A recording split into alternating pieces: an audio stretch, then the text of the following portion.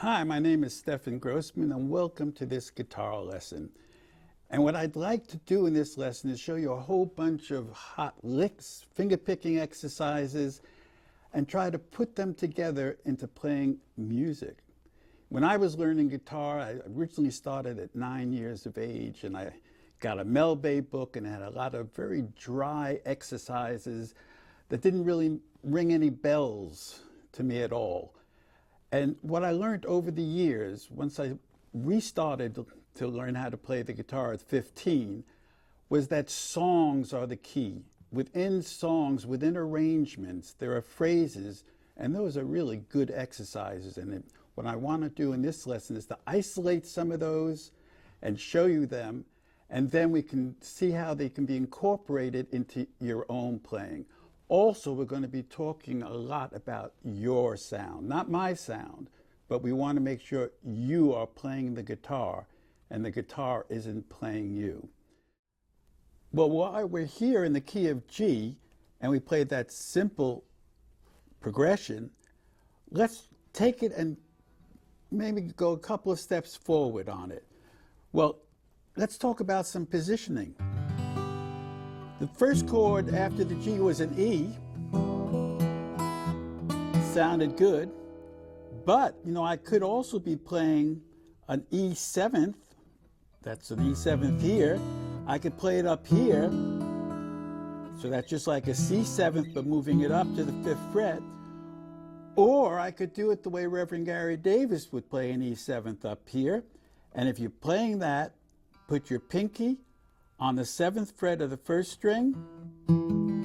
Now put your ring finger on the 7th fret of the 3rd string.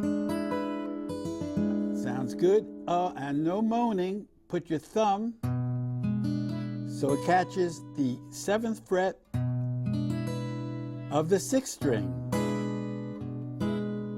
So right away we have an E7th here. We have an E7th here. We have an E7th here. Now the next chord was an A or an A7th. Well, there, an F fingering, if we go up to the 5th fret, we have a nice A position that we can use. Then it went to a D7th. Well, there we have two choices now, because we can do the simpler D7th up on the 3rd fret, or the Gary Davis. Or you could almost combine them. You could go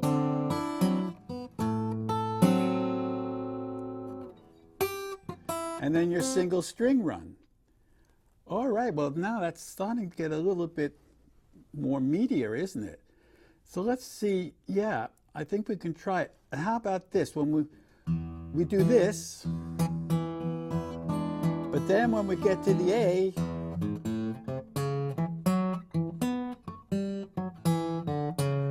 we can do that run. So what is that? We're in an A chord, and we have a low 6th string bass, 4th string, open 5th, 3rd and 4th frets.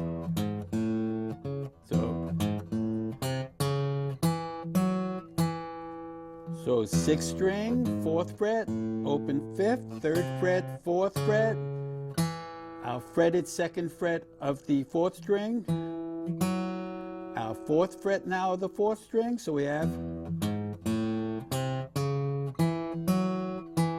and then 4th fret of the 3rd string, 2nd fret, open, and then just back, 4th, 2nd, open, 4th fret of the 5th. Oh, a lot of notes, but it's going to sound.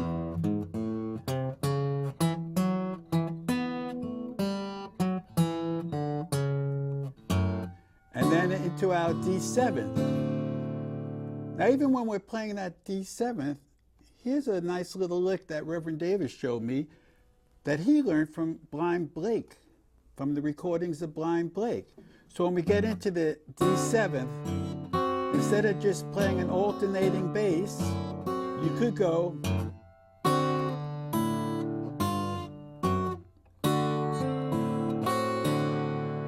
So if you notice what's happening, it's alternating, then a pinch, the 1st and 5th string, our thumb goes to the 3rd fret of the 6th string, index finger 1st fret of the 1st string, so that's a G7th of sorts, and then back to the D7th, so it's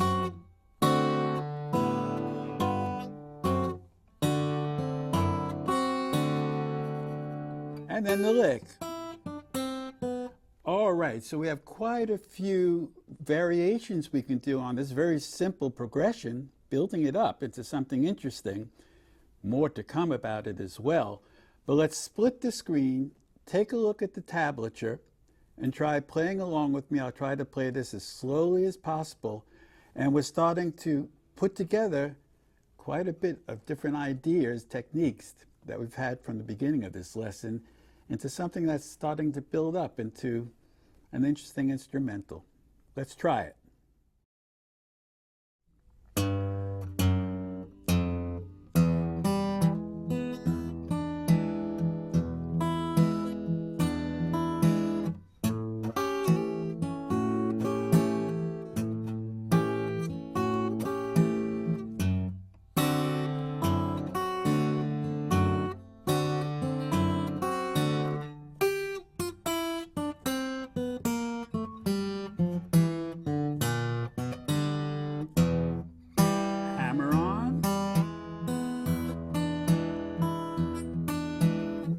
Some hammer-ons with that A, A7. Let's try that D7th.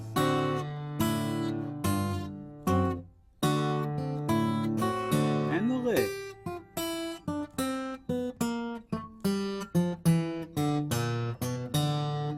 Back to the E. The A lick.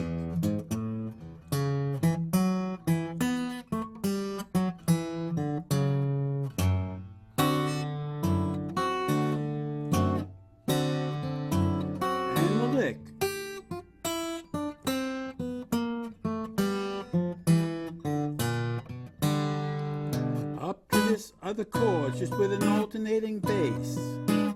Into the F fingerings, but playing in that A chord, a D7, change the position.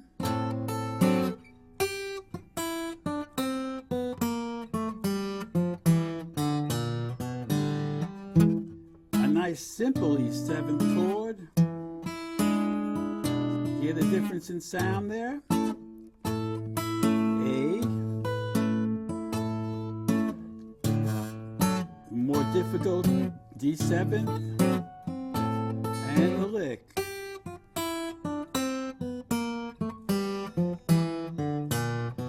Back to the first position.